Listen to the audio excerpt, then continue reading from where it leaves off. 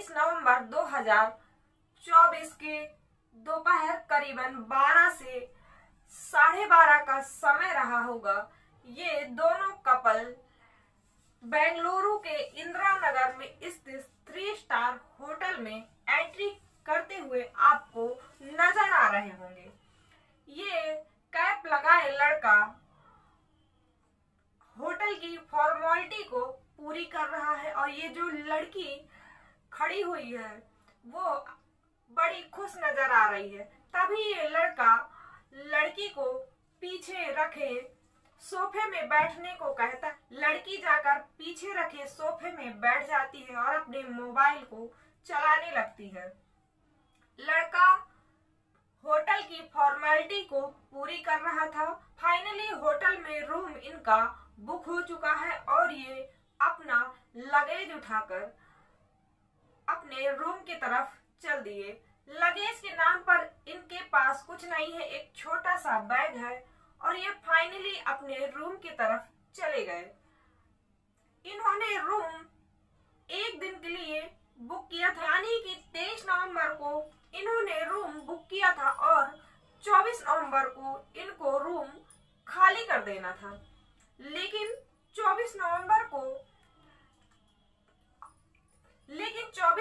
को रिसेप्शन पर कोई चेकआउट करने नहीं आया। रिसेप्शन में बैठे व्यक्ति ने इस कपल के पास फोन किया तो कपल ने जवाब दिया कि आज हम इस रूम में और रुकना चाहते हैं, हम रूम को कल खाली करेंगे। उस व्यक्ति को कोई हैरानी नहीं हुई क्योंकि होटल में कई बार कई लोग आते थे और एक से ज्यादा दिन तक रुक कर जाते थे, इसीलिए रिसेप्शन में बैठे व्यक्ति को ऐसी कोई अनहोनी की शंका नहीं हुई। 24 का दिन गुजरा, अब दूसरा दिन यानी कि 25 तारीख का दिन आ गया। रिसेप्शन में बैठे व्यक्ति ने फिर से उस रूम में फोन किया तो फिर से कपल ने जवाब दिया कि हम एक दिन और रुकना चाहते हैं, यानी कि अब रूम 26 तारीख को खाली होगा। रिसेप्शन में बैठे व्यक्ति ने उनसे कहा कि ठीक है, आप रूम कल खाली कर दीजिएगा। 26 नवंबर की सुबह करीबन 8 से 8:30 का समय रहा होगा। ये लड़का अपने मोबाइल में कुछ देखता हुआ होटल से बाहर की तरफ जाता दिख रहा है। जो भी होटल के स्टाफ वालों ने इसको देखा तो कोई हैरानी नहीं हुई क्योंकि इसने अपना लगेज साथ में नहीं लिया हुआ है। अब करीबन 4 घंटे बाद रिसेप्शन में बैठे व्यक्ति को ये पता था कि आज ये कपल रूम से चेकआउट करने वाला है, इसलिए उसने लैंडलाइन पर फोन किया, लेकिन वहां से किसी ने फोन रिसीव नहीं किया। उसके बाद उसने उस नंबर में जो नंबर रूम बुक करते समय वहां पर रजिस्टर में लिखवाया गया था तो उस नंबर को रिसेप्शन में बैठे व्यक्ति ने डायल किया, लेकिन वहां से वो नंबर स्विच ऑफ बता रहा था। तभी होटल में से एक व्यक्ति को उस रूम में भेजा गया। जब वो व्यक्ति रूम के बाहर खड़े होकर दरवाजे को लॉक कर रहा था तो अंदर से कोई आवाज नहीं आई। उसने सोचा कि मैं अपने मास्टर की से इस दरवाजे को खोल देता हूँ, लेकिन सरप्राइजिंग कि वो दरवाजा पहले से ही खुला हुआ था। जैसे ही उसने दरवाजे को थोड़ा सा धक्का दिया, दरवाजा खुल गया और दरवाजा खुलते ही अंदर से तेज बदबू आई। उस व्यक्ति ने अपने नाक और मुंह में रुमाल रखकर अंदर झांकने की जब कोशिश की, जब अंदर देखा तो वहां का नजारा देखकर वो हैरान हो गया। उसके पैरों तले जमीन खिसक गई। वो हड़बड़ा के वहां से भागा और बाकी स्टाफ वालों को बताया कि इस रूम में जो कपल थे तो उस कपल के साथ जो लड़की आई थी वो बेड पर खून से लथपथ पड़ी हुई है और बड़ी तेज बदबू आ रही है। सारे होटल के लोग दौड़कर रूम के जब बाहर गए और जब अंदर जाकर देखा तो वो लड़की सच में खून से लथपथ पड़ी हुई थी। लाश को देखकर लग रहा था कि इसका कत्ल 1 से 2 दिन पहले ही हो चुका है। वहीं पे बेड में पड़ा हुआ मोबाइल चार्ज न होने की वजह से स्विच ऑफ था। बेड के नीचे एक लाइलॉन की येलो कलर की रस्सी पड़ी हुई थी। स्टाफ में से किसी व्यक्ति ने थाने फोन लगाया और थाने से पुलिस आई। पुलिस कहिए या मीडिया या अन्य और व्यक्ति वहां पर जमावड़ा लग गया। जब पुलिस वालों ने लाश की हालत देखी तो उनको यकीन था कि कत्ल 1 से 2 दिन पहले हुआ था और कई वार उसके शरीर में थे। काफी खून बह चुका था जिसकी वजह से उसकी मृत्यु हो गई थी। अब पुलिस वालों ने उस बॉडी को पोस्टमार्टम के लिए भेज दिया और मैनेजर से उस कपल की सारी जानकारी ली। मैनेजर ने बताया कि ये दोनों कपल जो आए थे ये 23 नवंबर को हमारे होटल में आए थे और इस लड़की का नाम माया गगोई था और जो ये लड़का है इसका नाम था औरव हरनोई। औरव हरनोई केरल के करनूत का रहने वाला था। अब क्योंकि इस लड़की के साथ वो आरव हरनोई ही था इसलिए इस आरव हरनोई की तलाश जारी हो गई।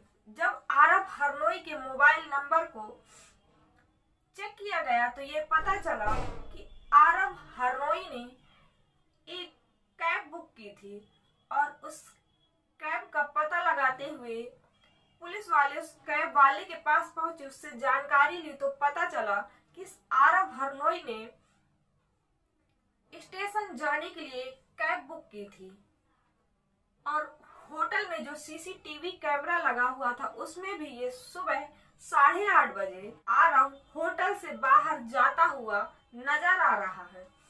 पुलिस वालों ने 3 टीम बनाई।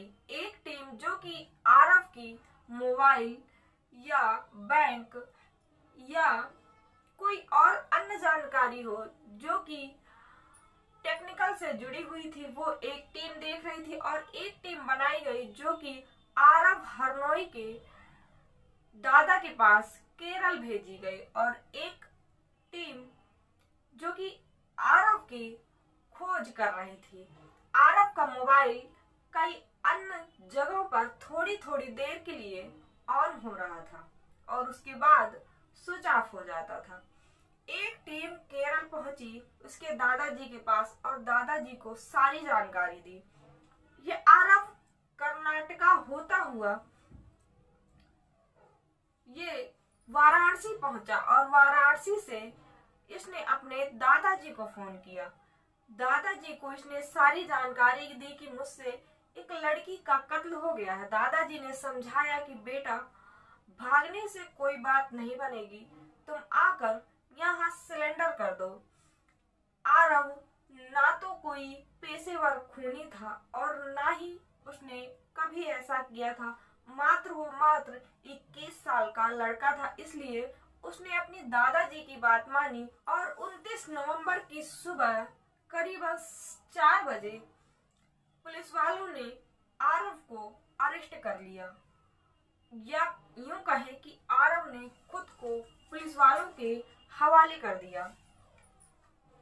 अब पुलिस वाले आरव को थाने ले गए और वहां आरव से पूछताछ करने लगे। आरव ने ये तुरंत ही कबूल कर लिया कि माया गगोई का कत्ल उसी ने किया है, लेकिन जब उसका मोटिव पूछा गया तो आरव ने ये बताने से ये कहकर इनकार कर दिया कि ये मेरा पर्सनल मैटर है। लेकिन पुलिस वालों को रीजन तो चाहिए ही चाहिए था कि आरव ने आखिर माया का कत्ल किया क्यों। आरव को अब उसी होटल में ले जाया गया जहां माया का कत्ल हुआ था। सारी चीजें दिखाकर आरव से पूछा गया। आरव टूट गया और आरव ने बताया कि माया गगोई मेरी गर्लफ्रेंड थी और मैं इससे बहुत प्यार करता था। आरव का जन्म केरल के करनूल में हुआ था और ये अपने माँ के साथ रहता था। माँ का तलाक हो चुका था। माँ का तलाक होने के बाद माँ ने दूसरी शादी की, लेकिन उस शादी से पिता के नाम पर उसे प्यार नहीं बल्कि ट्रॉमा ही मिला। ये शादी कुछ दिन चली और उसके बाद फिर से इनका तलाक हो गया। आरब के बचपने में अभी और दुख लिखे हुए थे।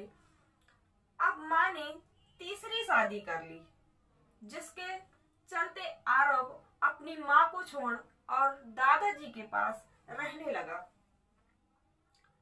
दादाजी ने आरब का पालन पोषण किया। अब ये धीरे धीरे बड़ा हुआ। फिर ये अपनी बीबीए की पढ़ाई कर रहा था। तभी इसकी मुलाकात डेटिंग ऐप बम्बल के थ्रू माया गगोई से हुई। माया गगोई और आरब के बीच बातचीत होने लगी और उसके बाद इन दोनों के बीच प्यार हो गया। अब जो माया थी वो बेंगलुरु में जॉब करती थी, इसलिए आरब को भी अपने पास बुला लिया। आरब ने माया की बात मानी और वो बेंगलुरु आ गया। बेंगलुरु में प्राइवेट कंपनी में माया ने आरब को काम दिलवा दिया। आरब उस कंपनी में काम करने लगा। अब एक ही शहर में रहने के वजह से अब ये दोनों लोग की करीबियां और बढ़ी और ये एक दूसरे से मिलने लगे। जो माया थी वो बड़ी खुशमिजाज लड़की थी, हंसमुख, काफी सारे दोस्त, और यहाँ तक उसका एक यूट्यूब में एक चैनल भी था जिसमें वो ब्यूटी प्रोडक्ट के बारे में मेकअप करके दिखाती थी लोगों को, और बड़े खुले मिजाज की लड़की थी। उसके काफी सारे फ्रेंड्स भी थे और काफी सारे मेल फ्रेंड्स भी थे। लेकिन आरब को ये अच्छा नहीं लगता था, क्योंकि आरब इसका बिल्कुल ही उल्टा था। बेंगलुरु में आरब किसी को ना जानता था और ना ही ज्यादा ये घुल मिल कर रहा। सभी से हंसमुख, बड़े प्यार से सबसे बोलती थी, इसीलिए उसका फ्रेंड सर्कल भी ज्यादा बड़ा था। और वहीं आरब ना तो ज्यादा किसी से घुलता मिलता था और ना ही ज्यादा किसी से बात करता था, तो उसका कोई ही फ्रेंड नहीं था। फ्रेंड के नाम पर ये माया ही उसकी गर्लफ्रेंड, फ्रेंड, सब कुछ माया ही थी।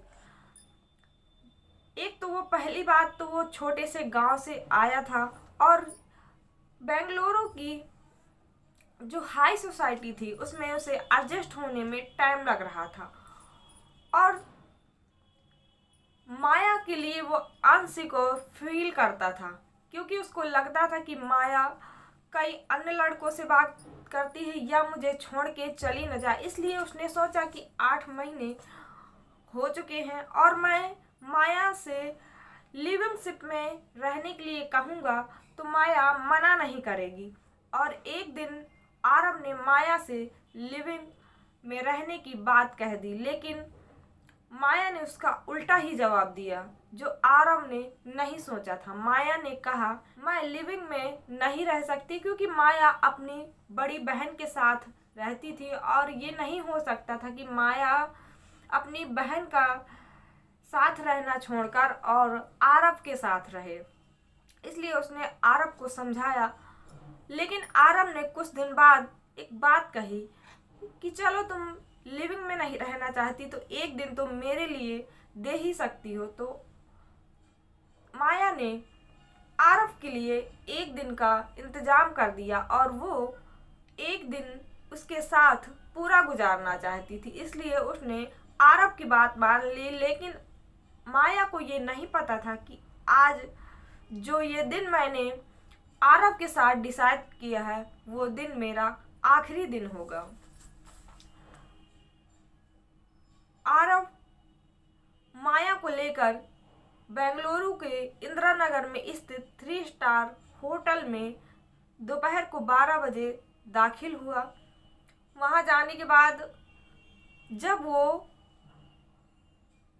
होटल की फॉर्मेलिटी को अदा कर रहा था, तब भी माया सोफे पर बैठी मोबाइल चला रही थी, जिसे आरव को अच्छा नहीं लगा।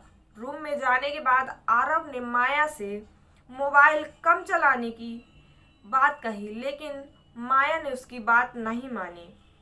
आरव को लगता था कि माया किसी और से बात करती है, माया मुझे छोड़कर चली जाएगी। इस बात को लेकर माया और आरव के बीच बहस हुई और इनका झगड़ा काफी बढ़ गया।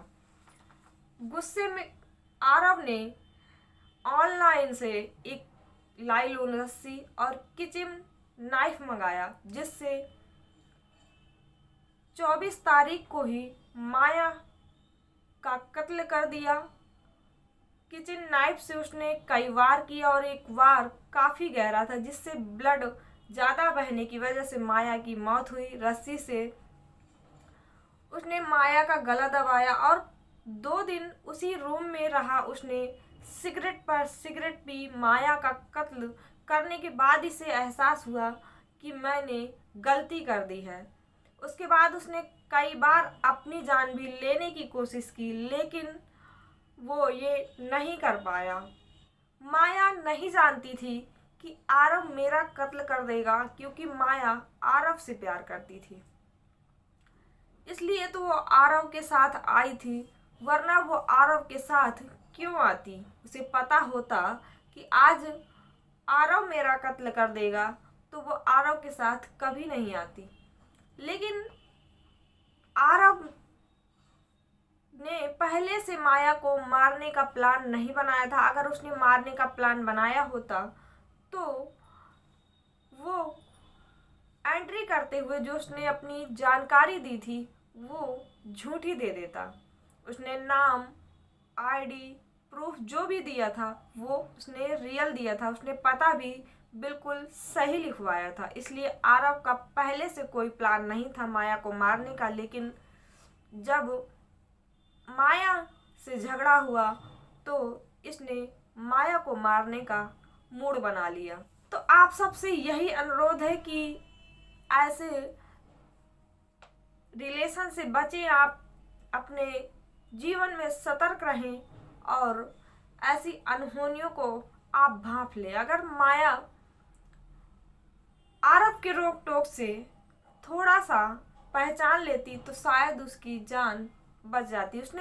माया ने अपनी बहन से झूठ बोलकर आरव के साथ आई थी, या तो बहन को ही सच बता देती तो शायद माया इस दुनिया में